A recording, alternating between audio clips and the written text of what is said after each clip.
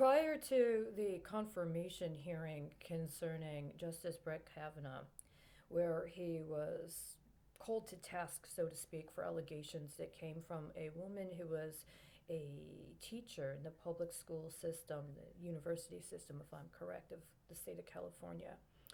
I had an experience where I was asked to tutor a young woman in her early 20s that had just graduated college. I was trying to get her certification in Texas social studies. She wanted to be a public school teacher around middle school or high school. And she wanted to teach a variety of courses, but she wanted to teach Texas social studies. And in order to teach Texas social studies, there was a specific certification she needed to acquire. She had said she had been able to test and do well in all of the areas, but she needed to pass her Texas social studies qualification in order to get the certification. She had already taken the test and she had had a hard time focusing. She said that during the test, she would have a hard time focusing and she couldn't pass the test. Now, when I tutored, I said I would not engage with any tutoring with any young people via computer. Let me repeat this. I do not in any way, shape, or form consent to any remote teaching of any minor. I never have. I would not ever consent to remote teaching of any minor. I would not ever consent to using a interface like a computer that involves broadband access or compressed data of electronic information that are going to be circulating concurrent to whatever the instruction is when it comes to minors. As a matter of fact, when I'm in a room with minors, I request their parents tell them to turn the phone off, or their parents turn the phone off. It's one of those things that people think is weird, but it's not. However, this young woman was an adult. She was of the age of consent, and we had an online meeting. First time we talked, we were talking about how we were going to set this up, what the problems were. And I'm online talking to her. I have the screen here. And while I'm talking to her, right down here in the corner, were these pop-ups, these spam pop-ups of a woman looks around her age, looked her body type, her demographic type, with young men that looked like the kind of age group she would potentially be teaching, and a different demographic indicator. Now, I was talking with her online. I'd never met her in person. It didn't disturb me when this happened. To be honest with you, I had had an experience I believe was comparable when I was teaching in another country. That my concern was that there was some sort of digital account going on concurrent to my time in the classroom that may have been broadcasting pornography. I was not experienced with the technology. I didn't understand what was going on at the time. I had a different perception of what might be occurring.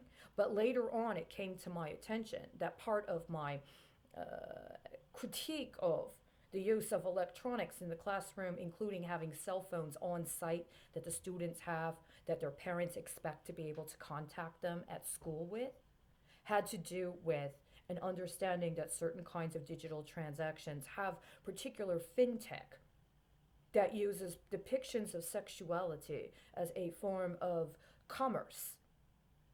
This is a reality.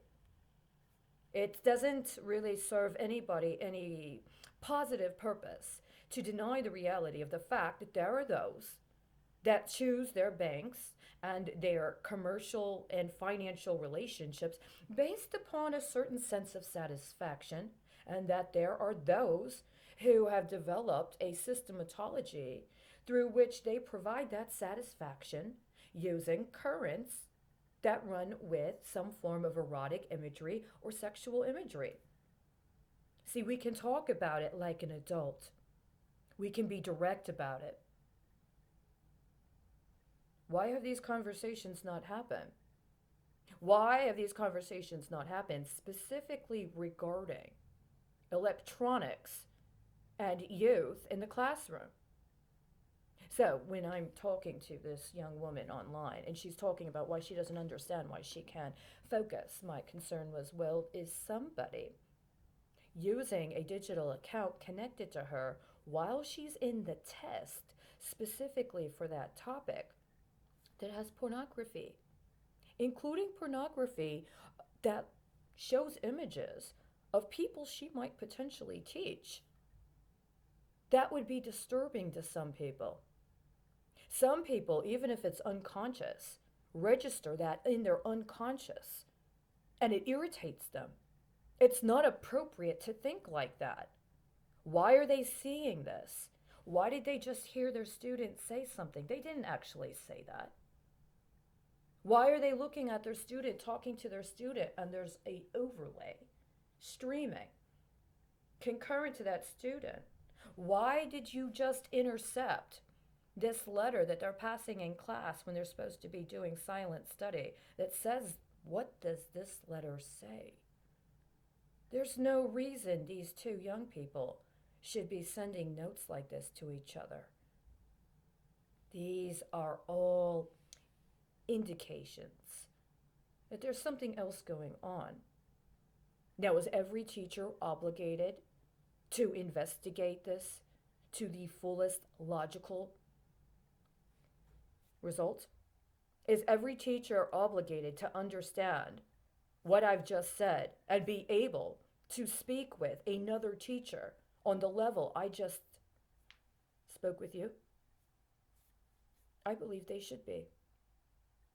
And if they aren't, or they won't, they should not be allowed to be teachers.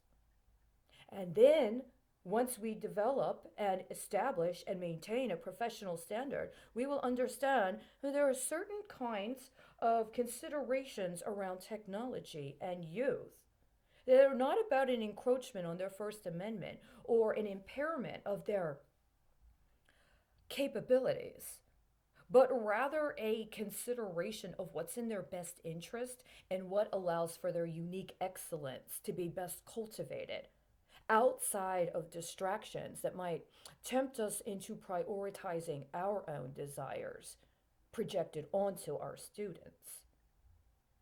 So when this is coming up and I'm seeing this pornography of a woman that looks just like her with young men of a different race too, it was her and two young men. It's the implication. It's somewhere while she's taking this test, someone has a current connected to her and pornography with two young men of a different ethnic group. She can't concentrate. I understand. It's unacceptable. But there's a way to address this formally. So I said I would meet with her. Before I could meet with her, I got a request, or rather a notice from the tutoring company saying that they were going to start providing analytics data on my tutoring sessions. After that, as soon as I got that, I contacted the company and I contacted the parents of the students I was tutoring, and I contacted that woman that I was set to meet in person directly. And I said I never in any way, shape, or form ever agreed to work with this company around acquisition or development of any analytic data, that I do not approve. I would not share any analytic data on my time with your student with them. And if they request from you analytic data on me with your student, please know I do not in any way, shape, or form consent, and I would not be in a position to tutor your student if that was a requirement. Well, don't worry, we don't have a problem with that. It's what the parents of the teachers, the students told me, the minors. But the next day after I contacted that young woman, I got a notice from the tutoring company saying she was no longer going to be meeting with me. Her parents had decided they wanted another tutor. They didn't say she decided she wanted another tutor. They said they decided The parents of an adult woman trying to get her certification in Texas social studies didn't want me as the tutor anymore. They wanted another tutor.